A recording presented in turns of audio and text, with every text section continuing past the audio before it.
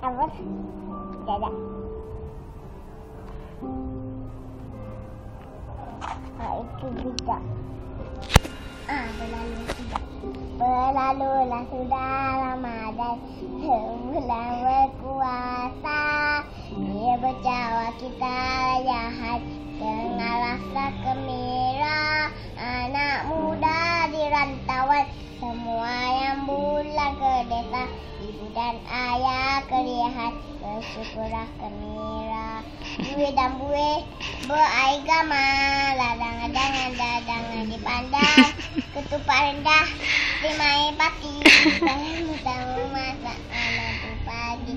Unikkan dodol, jangan lupakan untuk malam ini. Sama bersama, asyik bersembang, makcik lah makcik, dapat duit raya ke anak diberi. Habis dah? Ada lagi. Kak dia jangan lupa bagi duit raya tau. Sama raya semua.